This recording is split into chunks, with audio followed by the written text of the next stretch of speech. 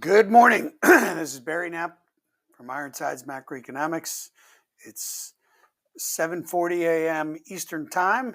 I'm coming to you from sunny South Florida. I apologize for the poor lighting in this video. It's only 1 week. We're taking a little bit of a break during shoulder season. It did finally start snowing in Vail. The mountain opened on Friday, but with very limited terrain. I did see 4 inches at the snow stake when I woke up this morning, and snow in the forecast for the next couple of weeks. So hopefully we'll get on back on track with what's been a slow start to the ski season. Our note this week was titled Defiance. The first section of the note and the bulk of the note was all about the regional revolt, all the regional Fed presidents that are pushing back on a rate cut in December. We do think circumstances will overwhelm them, and they will be cutting in December, but we'll go through the details of that. We then use that section to reiterate our call for a cyclical bull and secular bear market in treasuries, our idea that we'd have one final push in 10-year yields to say 3.75% or so late this year before next year the bond market struggles. We then moved on to a section we called Sam I Am. It was all about the noise around Sam Altman and OpenAI and financing of the AI tech boom, a topic we've been writing a fair bit about, but we added some additional details this week. We had a section called the L-shaped Chinese economy. There's been lots of descriptions of the U.S. as a K-shaped economy where if you're in the sweet spot around the Gen AI investment boom, things are going great. That's the upper part of the K, but for much of the rest of the economy, you're really struggling. In China, we think the situation's even more extreme. Maybe it's more like an I, actually, where, if you're anything to do with real estate, the housing market, investment, things are still going straight down. But they have their own tech boom going on there. And when you look at the sector performance, it's even more extreme in China than it is in the U.S. And then wrapped it up with some final thoughts. So the December meeting is effectively going to be Powell's last meeting where he's is the Fed chair. We expect by January that the Trump administration will have named a new Fed chair, and that person will likely be sitting at the table at the January meeting. It's either going to be someone who's already a board member, the candidates Waller and Bowman, or someone who's not. And we expect that the Senate would get that confirmation done in January, and they'll be sitting at the meeting in late January, which will change the dynamics quite a bit. Ironically, this pushback on the Fed cutting in December actually increases the probability of inflationary stimulus in 2026. It's a little bit disquieting, but the Fed has failed to read the room throughout the entire Powell Fed, for that matter. But in particular, this year, one of the a research report from the San Francisco Fed that made the rounds this weekend was "What is a tariff shock? Insights from 150 years of tariff policy," that concluded that, like the markets told us very clearly back in April, that tariffs have generally been a bigger hit to growth. They've reduced employment, and as a consequence, have had a disinflationary impact on prices. And that is indeed what's the message has been from the markets all year. If the markets give that message for a week or two and the Fed wants to look through it, we're okay with that to an extent. But when that message persists for 7 or 8 months, you've got to be able to read markets, something that the Fed is not particularly adept at.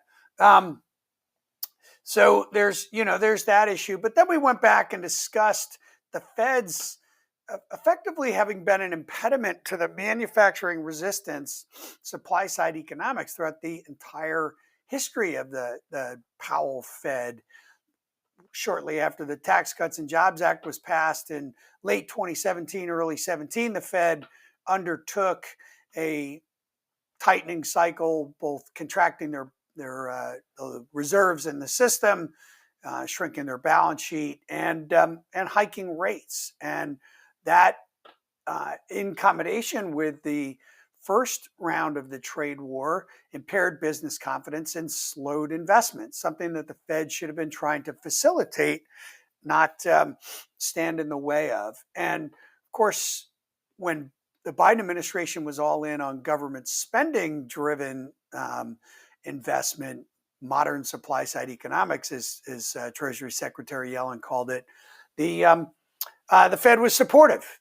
But now that the One Big Beautiful Bill Act is passed, once again, the Fed has created tight conditions for floating rate borrowers and is impairing that investment. So we really do need some supply side economic thought in the Fed staff. At the Fed, we reiterate our call that they should follow Mark Summerlin's suggestion and reorganize the staff into maybe a third of the staff that's tracking markets, a third of it that's sectoral experts, Gen AI experts, healthcare experts, a range of different sectors, and then have much more diversity within the economic modeling portion of the staff.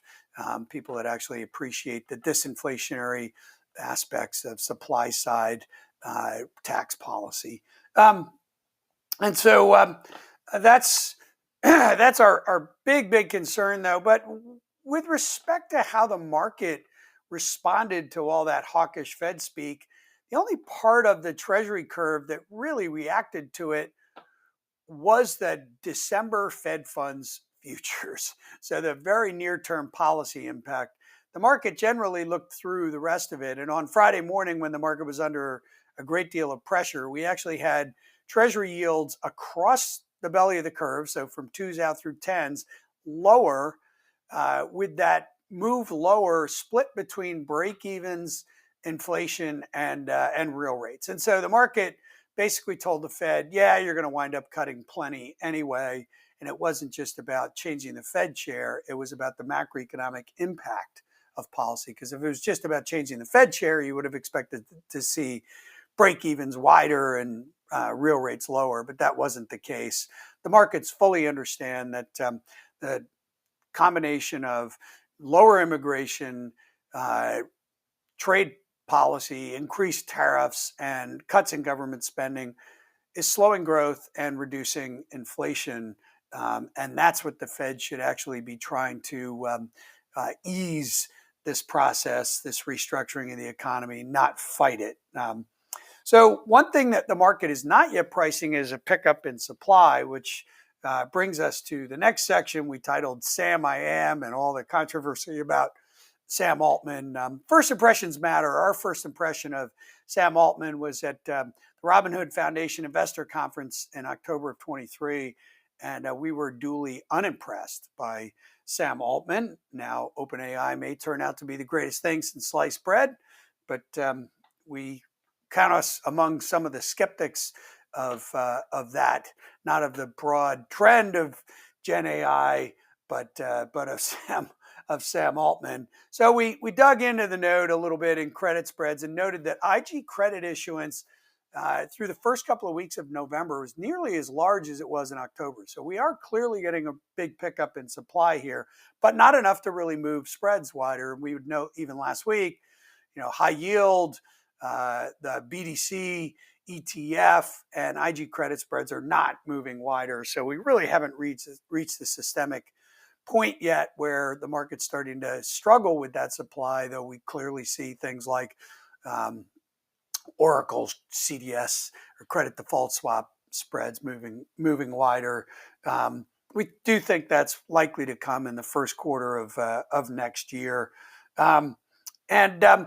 We noted some of the FX forecast or CapEx forecasts, and of course we get NVIDIA's earnings this week, revisions are headed down in all the tech-related sectors. Um, that may prove to just be a bit of a mean reversion type of phenomenon, and they may reaccelerate next year. We're not ready to really call a big top in the sector, but we're certainly uncomfortable with our level of exposure, even though we're underweight relative to the benchmarks. But then again, being uncomfortable is part of making money in the markets. If you were perfectly comfortable, you're probably about to get hit over the head with a 2x4. So, it's likely that this trend continues for a while longer.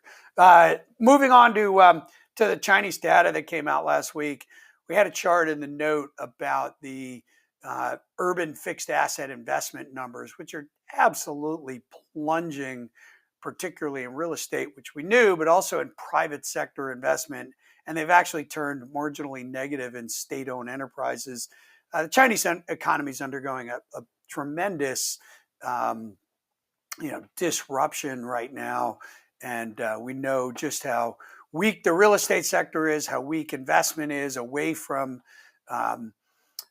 anything to do with AI, and they're not going to be able to export their way out of it. So China will eventually have to restructure and encourage a little bit more consumerism, but Chairman Xi seems really opposed to that. So it's not a call to be selling China. Chinese tech is working well, much like it is in the U.S., but we'd prefer to invest primarily in the U.S. and just have a small position there. So just wrapping up some final thoughts.